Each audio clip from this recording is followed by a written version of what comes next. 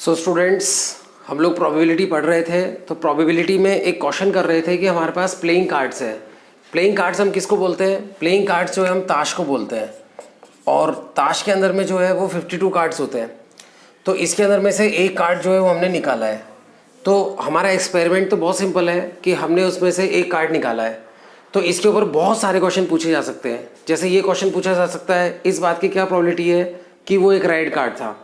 तो बच्चों, playing cards के अंदर में जो पत्ते होते हैं रेड और ब्लैक दो ही कलर के होते हैं।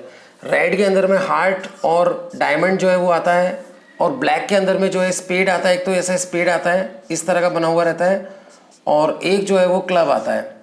तो ये दोनों जो है ये दोनों ब्लैक के अंदर में काउंट होते हैं और ये दोनों रेड के अंदर में काउंट होते हैं।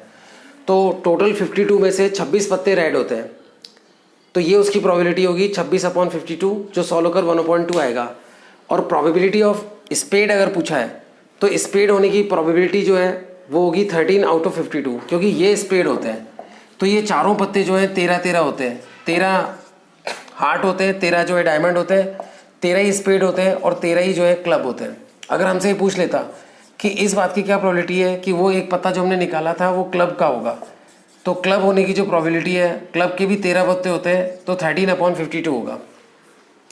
और वो अगर हमसे पूछता है कि क्वीन ऑफ हार्ट्स, इस तरह का पत्ता होने की क्या प्रोबेबिलिटी है, तो बच्चों इसका मतलब है कि हार्ट नाम का जो सूट है उसके अंदर में से क्वीन चाहिए। तो क्वीन उसके अंदर में एक ही होता है, तो वो जो है 1/52 होगा। इसी तरह से हमसे कोई पूछ सकता है इस बात की क्या प्रोबेबिलिटी है कि वो ना किंग ऑफ डायमंड होने की क्या प्रोबेबिलिटी है। तो डायमंड जो है उसके अंदर में किंग एक ही होता है। तो पूरे 52 में से किंग ऑफ डायमंड्स एक ही पत्ता होगा, तो उसकी प्रोबेबिलिटी 1/52 होगी। और इसके अंदर और भी हमसे पूछ सकते हैं कि ताश की गड्डी में से हमने एक पत्ता निकाला है, तो इस बात की क्या प्रोबेबिलिटी है कि वो जो है वो एक किंग होगा। इस बात की क्या प्रोबेबिलिटी है? तो टोटल ताश की गड्डी में 4 किंग होते हैं, हर एक सूट में एक किंग होता है, तो 4/52। इस बात की क्या प्रोबेबिलिटी है कि वो किंग है या फिर क्वीन है। तो किंग होगा तो भी चलेगा, क्वीन होगा तो भी चलेगा। तो किंग के होते हैं 4 पत्ते और क्वीन के होते हैं 4 पत्ते, तो 4 और 4 8 पत्ते में से कोई भी आएगा तो चलेगा। किंग भी चलेंगे, चारों क्वीन भी चलेगी। तो टोटल 8 पत्ते जो है फेवरेबल होंगे, और अपॉन में आएगा 52। अगर वो हमसे पूछता है कि फेस कार्ड होने की क्या प्रोबेबिलिटी है, तो फेस कार्ड जो है बच्चों वो 12 ही होते हैं, क्योंकि फेस कार्ड हम मानते हैं केवल जैक को, क्वीन को और किंग को, इनको फेस कार्ड मानते हैं।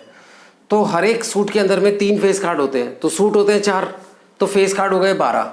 तो ये सॉल्व होकर 12/52 आएगा। तो फेस कार्ड होने की प्रोबेबिलिटी जो है वो 12/52 होगी।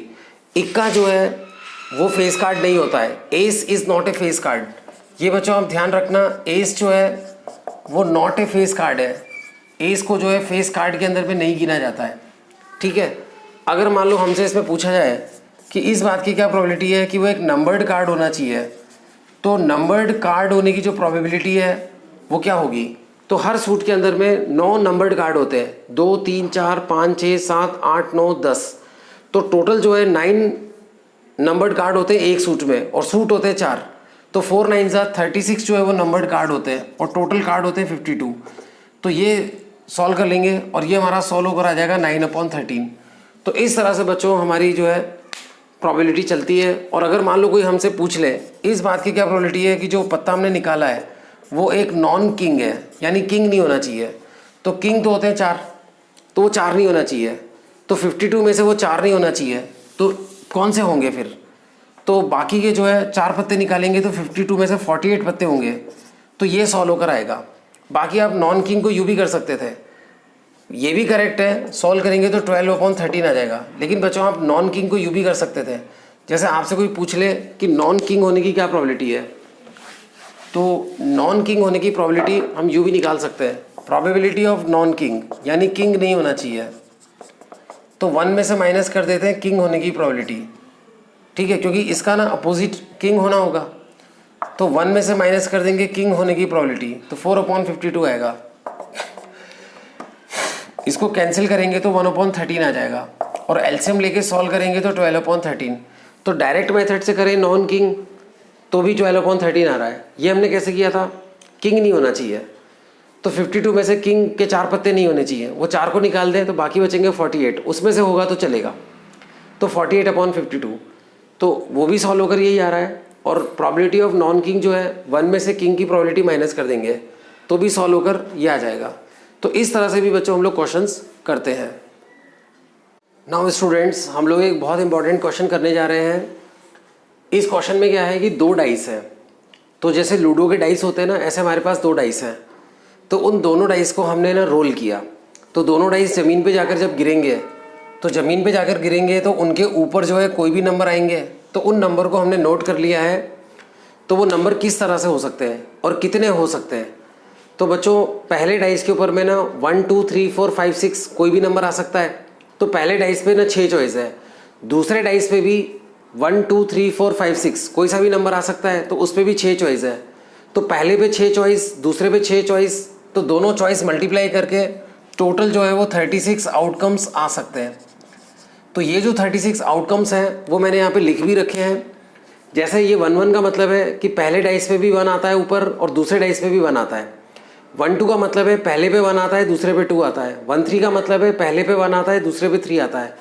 तो टोटल 36 आउटकम्स जितनी भी तरह से हो सकते हैं वो सारे के सारे तरीके यहाँ पे लिख रखे हैं। जैसे ये है 5 3, तो इसका मतलब है पहले पे 5 आता है दूसरे पे 3 आता है। तो ये बच्चों हमारा एक्सपेरिमेंट है, और इस एक्सपेरिमेंट के अंदर में हमने जो टोटल सैंपल स्पेस है वो भी लिख रखा है। तो ये टोटल जो 36 केसेस हैं, ये इनका जो पूरा कलेक्शन है, इसको हम सैंपल स्पेस बोलते हैं।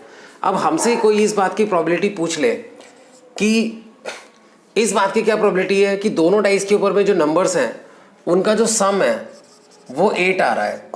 तो 8 सम किस किस में आ सकता है। देखो 2 6 करके 8 हो सकता है, 3 5 करके 8 हो सकता है, 4 4 करके 8 हो सकता है, 5 3 करके 8 हो सकता है, और 6 2 करके 8 हो सकता है। तो टोटल 36 केसेस में 1 2 3 4 5 ही ऐसे केस हैं जिनमें दोनों नंबर्स का सम जो है वो 8 है। तो इसके जो है इसकी प्रोबेबिलिटी होगी 5 आउट ऑफ 36। ठीक है। अगर हमसे कोई पूछ ले इस बात की क्या प्रोबेबिलिटी है कि at least 1 5 is shown, 1 5 is shown, यानी कि एक जो है 5 नजर आ रहा है, यानी दोनों डाइस में से किसी एक डाई के ऊपर में 5 आया है। इस बात की क्या प्रोबेबिलिटी है। 1 डाइस शोज 5, एक डाइस जो है वो 5 शो करती है, दोनों में से किसी एक डाइस के ऊपर में 5 दिख रहा है। तो क्या ये केस है, ये केस है, कौन सा केस है। तो 5 बच्चों कौन से कितने केसेस में दिख रहा है बच्चों, ध्यान से देखना। 1 2 3 4 5 और 6, इन केसेस के अंदर बच्चों हमें 5 दिख रहा है। ये 1 2 3 4 5 6, इनमें 5 दिख रहा है। उसके बाद में 1 2 3 4 5 और 6, इन 6 केसेस के अंदर में भी 5 दिख रहा है। लेकिन इस पे जो मैंने टिक लगाया है उसको मैंने पहले ही काउंट कर लिया था इसमें, तो ये टिक मुझे यहाँ से हटाना पड़ेगा। तो 5 वाले कितने हैं, 1 2 3 4 5 6 7 8 9 10 11 केसेस हैं। तो एटलीस्ट एक डाई जो है वो 5 शो करती है, उसके टोटल 36 में से 11 केसेस हैं। तो इसका आंसर 11/36 आएगा। तो इस तरह से पूरा सैंपल स्पेस लिखकर इस पे बहुत सारे इवेंट जो है उनकी प्रोबेबिलिटी पूछी जा सकती है, जिनमें से 2 इवेंट मैंने लिए। अच्छा, कोई पूछ ले इस बात की क्या प्रोबेबिलिटी है कि दोनों डाइस पे जो नंबर आया है उसका सम जो है वो 1 होगा ही नहीं। 1 सम आ ही नहीं सकता, क्योंकि सबसे कम सम कब आएगा, जब दोनों पे 1 1 आ जाए, और वो सम जो है वो आएगा 2। तो इसके अंदर सबसे कम सम जो है वो 2 आता है, तो 1 सम आने की प्रोबेबिलिटी है ही नहीं। ये 1 लिखा है, इसका मतलब सम के बारे में बात कर रहा हूँ मैं। अच्छा, कोई पूछ ले इस बात की क्या प्रोबेबिलिटी है कि सम जो है वो 14 आना चाहिए। 14 भी सम नहीं आ सकता। ज़्यादा से ज़्यादा सम आ सकता है जब दोनों पे मैक्सिमम नंबर आ जाए 6 6, तो ज़्यादा से ज़्यादा सम 12 आ सकता है। तो सम जो है वो 14 आने की प्रोबेबिलिटी क्या है, 14 आने की प्रोबेबिलिटी भी 0 है। ठीक है। अगर बच्चों कोई हमसे पूछ ले इस बात की क्या प्रोबेबिलिटी है कि जो सम है वो एटलीस्ट जो है वो 9 होना चाहिए, यानी सम कम से कम 9 होना चाहिए। यानी कि सम जो है वो हमारा 9 होगा तो चलेगा, 10 होगा तो चलेगा, 11 होगा तो चलेगा, 12 होगा तो चलेगा। 9 सम आने के ना 4 तरीके हैं, 6 3 5 4 4 5 3 6, ये चारों केसेस चलेंगे। उसके बाद में 10 सम आने के 3 तरीके हैं, 6 4 5 5 और 4 6, इसके 3 तरीके हो गए। 11 सम आने के कितने तरीके हैं, 2 तरीके हैं। 6 5 और 5 6 और 6 6 आएगा तो 12 सम आएगा। तो इसके 4 तरीके हैं, इसके 3 तरीके, इसके 2 तरीके, इसके 1 तरीका। तो टोटल 36 में से इनको छोड़ेंगे तो इनके 10 तरीके आएंगे आउट ऑफ 36। तो यहाँ पर ध्यान देने वाली बात यह है कि उसने सम मांगा है एटलीस्ट 9, कम से कम सम जो है वो 9 आना चाहिए, ठीक है। तो 9 सम जो है बच्चों वो हमारा मतलब कम से कम 9 आना चाहिए। तो 9 10 11 12 ये सारे केसेस लेंगे। तो उन केसेस को मैंने गोले बना रखे हैं, तो वो 10 है, तो 10 आउट ऑफ 36 आएगा। तो इस तरह से इस 2 डाइस के ऊपर में बहुत सारे क्वेश्चन पूछे जा सकते हैं। जब भी इन क्वेश्चंस का हमें आंसर देना हो तो हमें इस तरह से पूरा 36 केसेस का सैम्पल स्पेस बनाना चाहिए, ठीक है। तो हमारा वही क्वेश्चन चल रहा है जिसके अंदर में 2 डाइस को हमने रोल किया है। तो जब हम 2 डाइस को रोल करेंगे तो टोटल जो है 36 केसेस बनते हैं। तो टोटल जो 36 केसेस हैं उसके अंदर अगर हम सम के ऊपर में ध्यान दें तो सबसे कम सम जो है वो 2 आता है। जब दोनों डाइस में 1 1 आता है तो 2 सम जो है वो एक तरीके से ही आ सकता है। तो ये हमने टेबल बनाई है जिसके अंदर में 2 डाइस को फेंकने पर सम कितना आ सकता है और उस सम के आने के तरीके कितने हैं। जैसे कि ये लिखा है ना कि 5 जो है वो सम आने के 4 तरीके हैं। तो 5 जो सम है वो 4 तरीके से आ सकता है। कैसे कैसे आ सकता है? जब 1 4 आ जाए, 4 1 आ जाए, 2 3 आ जाए या 3 2 आ जाए।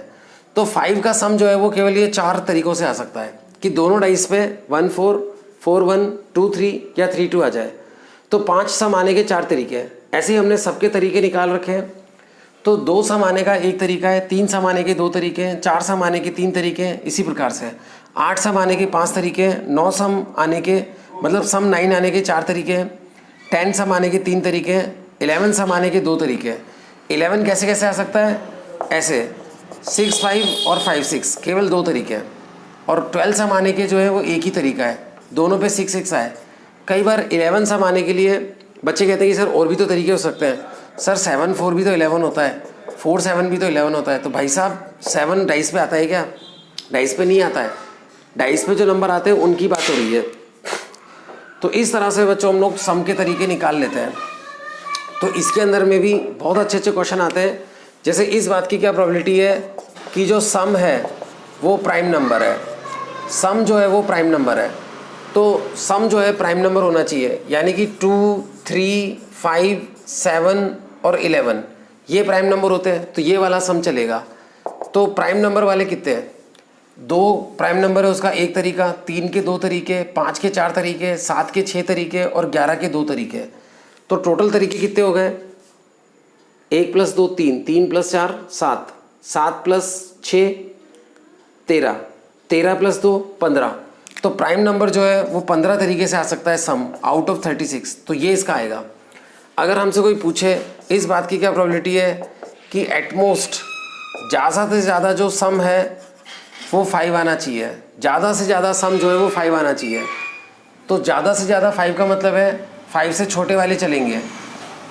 एटमोस्ट 5 सम जो है 5 आने का मतलब है कि 5 से कम वाले चलेंगे, 5 भी चलेगा, ज़्यादा से ज़्यादा 5 आना चाहिए। तो एटमोस्ट 5 के अंदर में ये केसेस आएंगे यहाँ तक। तो ये केसेस का सम कितना है? इन केसेस का सम जो है वो 10 है। और टोटल केसेस कितने हैं? टोटल केसेस 36 है। और अगर आप बच्चों इन नंबर ऑफ वेज को जोड़ेंगे ना यहाँ से लेकर यहाँ तक तो भी 36 ही आएगा। आप जोड़ के देखना। तो टोटल नंबर ऑफ वेज जो है वो 36 होंगे। तो इस तरह से 2 डाइस का जो एक्सपेरिमेंट है उसके ऊपर बहुत सारे क्वेश्चंस बनते हैं। तो उन आंसर्स का भी, उन क्वेश्चंस का आंसर भी हम इस तरह से दे सकते हैं। तो बच्चों प्रोबेबिलिटी में आज जो है काफ़ी हमने कर लिया है। अब आप लोग एक्सरसाइज के क्वेश्चंस करना, आपको आ जाएंगे, कोई प्रॉब्लम नहीं आएगी, तो वो आप लोग करना।